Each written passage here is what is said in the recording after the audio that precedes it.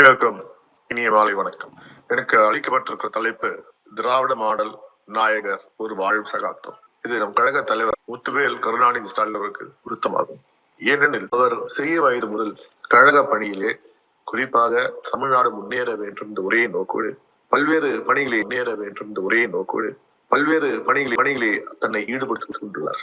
நான் சிறு வயது போது பார்த்தபோது கோபாலபுரத்திலே எங்கள் தெரு முனையில் இருந்த இடத்தில் இளைஞர் அணியை திமுக இளைஞர் அணி அமைத்து பிறகு அதில் நானும் ஒரு உறுப்பினர் இருப்பது எனக்கு இன்று பெருமையாக இருக்கிறது. அதே போல் முதல் முறையாக கோபாலபுரத்திலே அப்பொழுதைய புரட்சி நடிகர் திரு எம்ஜிஆரை வைத்து ஒரு பொதுக்கூட்டம் நடத்திய பெருமை யாருக்கு உண்டு என்றால் அது நம் கழக தலைவர் தளபதி அவர்களுக்கு உண்டு. மேலும் நீங்கள் பார்த்தீர்களானால் தொடர்ந்து கழக பணியில் ஈடுபட்டார் என்ற ஒரே காரணத்திற்காக திமுகவையும் திராவிட கொள்கையிலும் அவர் முன்னெடுத்து செல்கிற ஒரே காரணமாக கொடிய நேரத்திலே அவரை கைது செய்து அடித்து துன்புறுத்தினர். அதையும் எழுந்து கழக பணியில் நான் தொடர்வேன் என்ற உறுதியுடன் செயல்பட்டவர் தான் நம் தலைவர் கழக தலைவர் தளபதி அவர்கள். முதலில் ஒன்றுபட்ட சென்னை மாநகரம் ஒரு மேயரை தேர்ந்தெடுத்தால் மக்களால் தேர்ந்தெடுக்கப்பட்ட மேயர் என்ற பெருமை யாருக்கு சார் என்றால் அது தளபதி அவர்களுக்கு மட்டுமே சாரும். அப்போது தேர்ந்தெடுத்த பணியை செவ்வன செய்திடும் என்று சென்னையிலே கிட்டத்தட்ட 10 மேம்பாலங்களை அமைத்து போக்குவரத்து நெரிசலை போக்கிய பெருமை யாருக்கு சாரும் என்றால் நம் தலைவர் தளபதிக்கு சாரும்.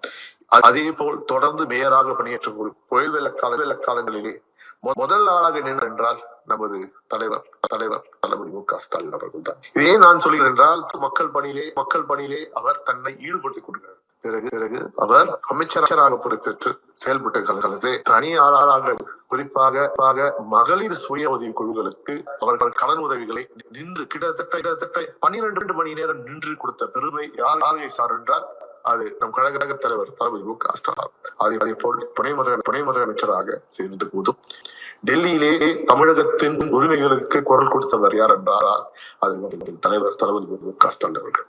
பிறகு சொன்னார், இவர் முதலமைச்சரே அது மாட்டார், இவருக்கு கட்டவில்லை, இது சரியில்லை, அந்த பொய்யான சூழ்ச்சியெல்லாம் மீண்டு தமிழகத்தை காக்க நான் இருக்கிறேன், தமிழ்நாட்டு மக்களின் குரலாக நான் இருக்கிறேன் என்று குரலித்திருப்பவர் யார் என்றால் நமது கழக தலைவர் தளபதி மு க ஸ்டாலின் அவர்கள்.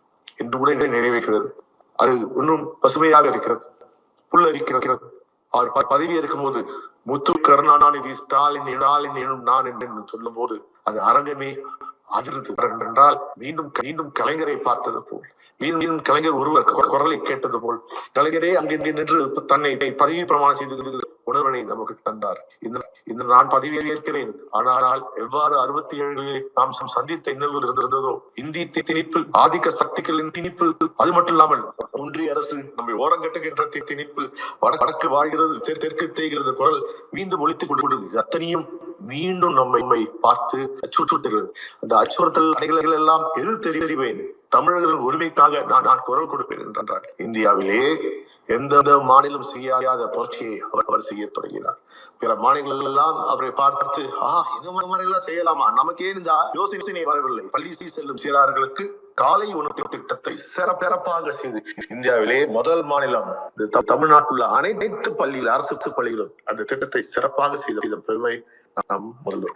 இதை பார்த்து மற்ற மாநிலங்கள் ஏன் நாம் செய்யவில்லை என்ற உணர்வினை பெறுகிற அளவுக்கு செய்தார். அது மட்டுமா, மகளிருக்கு உரிமை தொகை 1000 ரூபாய் நான் வழங்குகிறேன், இது நடக்காது, செய்ய முடியாது, முடியுமா என்றார்கள். கிட்டத்தட்ட 1 கோடியே 16 லட்சம் தாய்மார்களுக்கு இன்று மாதம் வங்கியிலே செலுத்துகின்ற திட்டத்தை சிறப்பாக செய்து இது கிண்டல் அடித்த பாஜக உட்பட இன்றைக்கு டெல்லியிலே அதை பின்பற்றுகிறார்கள். இதுதான் எங்கள் தலைவர் தளபதி. அவையே நான் வாழும் சகாப்தம் என்றால் செய்த ஒவ்வொரு கொரோனா நேரத்திலே எந்த ஒரு எதிர்கட்சியாவது வெளியே வந்ததா, இல்ல ஒரு அரசியல்வாதியா வெளியே வந்தாரா?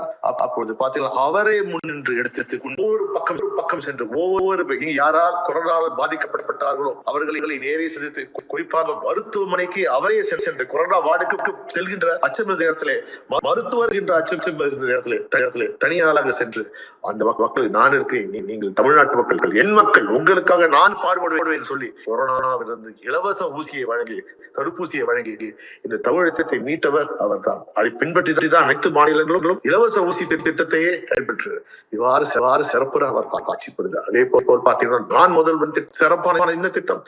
மாணவர்களை நீங்கள் அச்சுப்படார்கள், நீங்கள் அடுத்த கட்டத்துக்கு செல்ல வேண்டும், உங்கள் தன்னம்பிக்கை வேண்டுமா, அதற்கான திறமைகளை நாங்கள் கற்றுத் தருகிறோம் என்று சொன்னார். அதே போல் கல்வியா, அரசு பள்ளிகளில் படித்தீர்களா, அரசு பள்ளி படித்தால் போதும், உங்கள் கல்லூரி படிப்பை நாங்கள் ஏற்றுக்கொள்கிறோம், அரசே ஏற்றுக்கொள்கிற திட்டத்தை இந்த சிறப்பான முறையில் செய்து தமிழருக்கும் தமிழ்நாட்டுக்கும் பெருமை செய்து கொடுக்கிறார். அதே போல் பார்த்தீர்களா கீழிலே நமது சமுதாயம் எத்தனை ஆண்டின் உருவாயினது என்பதை சிறப்பாக செய்திருக்கிறார். பலருக்கு நாம் தமிழர்கள் உள்ள ஆண்டு பழமையான ஒரு சமுதாயம் என்பது தெரியாமல் இருக்குது. அதே போல் இப்பொழுது கூட இரும்பு காலம் எங்கிருந்து தோன்றியது என்றால் அது தமிழ்நாட்டிலிருந்து தோன்றிய அளவுக்கு சிறப்பாக செய்து இந்த உலக அளவிலே யாரும் விமர்சிக்காத அளவிற்கு எடுத்துக்காட்டியவர் யார் என்றால் நாம் கழக தலைவர் தளபதி மு.க. ஸ்டாலின். அதே போல் இன்று இந்தியை புகட்டலாம், இதுவும் ஒண்ணுமே தெரியாத போல் அப்பாவிகா வந்து ஐயா நாங்கள் இந்தியை புகட்டவில்லை, மொழி கொள்கையை தான் சொல்லி வந்தோம், இது உங்கள் பிள்ளைகளுக்கு நல்லது, பிள்ளைகள் படித்தால் முன்னேறுவார்கள். அதற்கு எதிர்ப்பு குரல் கொடுத்து முன்மொழி கொள்கை நாங்கள் எந்த நேரத்திலும் அதிக மாட்டோம், இல்லை நீ செய்யாவிட்டால் உங்களுக்கான உரிய பணத்தை நாங்கள் தரமாட்டோம் என்ற போது கூட நீ பணம் தரவிட்டாலும் பரவாயில்லை, எங்கள் பிள்ளைகள் படிப்பை எங்கள் சொந்த செலவிலே தமிழ்நாட்டின் செலவிலே நாங்கள் என்று சொல்லி நீ 10,000 கோடி கொடுக்காவிட்டாலும் பரவாயில்லை, நாங்கள் தமிழ்நாட்டு மக்கள் முன்னேறுவோம். எங்க பிள்ளைங்க 3 மொழி படிக்க வேண்டும், ஆனால் உங்கள் பிள்ளைகள் ஒரே ஒரு மொழி, அது இந்தி மொழி.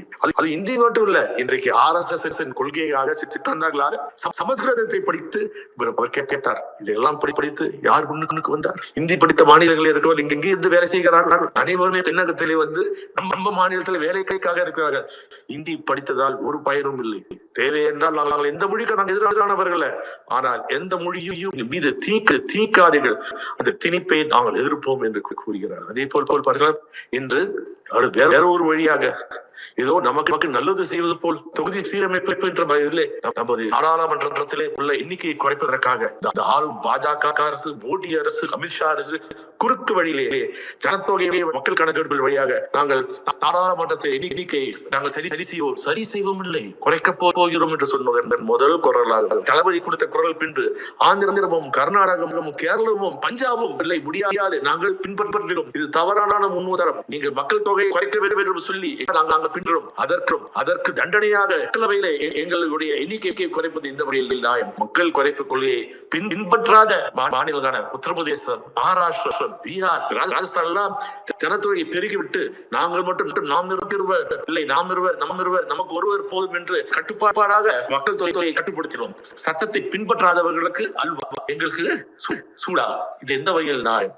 இது எது கேட்ட ஒரே குரல் யார் என்றால் அது முத்துவேல் கருணாநிதி ஸ்டாலின். பெண்களுக்கு சம உரிமை சொன்னார்கள், ஆனால் மாநகராட்சி தேர்தலிலே 33% கொடுத்து இன்று பல நகராட்சிகளிலே பெண்கள் மேயரா இருக்கின்ற வாய்ப்பை தந்தவர் யார் என்றால் நமது தளபதி மு.க. ஸ்டாலின் அவர்கள் தான்.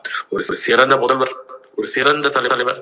இன்று அதையும் தாண்டி தமிழ்நாட்டு பிள்ளைகள் அவரை பார்த்து அப்பா அப்பா என்று அன்பாக அழைக்கின்றார். காரணம் என்றால் அவர் ஒரு அப்பாவாக இருந்து தன் பெற்ற பிள்ளைகள் அதை தமிழ்நாட்டு பிள்ளைகளுக்காக தமிழ்நாட்டில் உள்ள அனைத்து தரப்பினருக்கும் உயர்ந்திட வேண்டும் என்ற உரிய கொள்கையை ஏற்றுக்கொண்டு சீராக சிறப்பாக செய்வார். நமது மருத்துவ அணி இந்த சிறப்பான கலந்துரையாடலை ஏற்பாடு செய்திருக்கிறார்கள். இவர்களுக்கு என் வாழ்த்துக்களை நான் தெரிவித்துக் கொள்கிறேன்.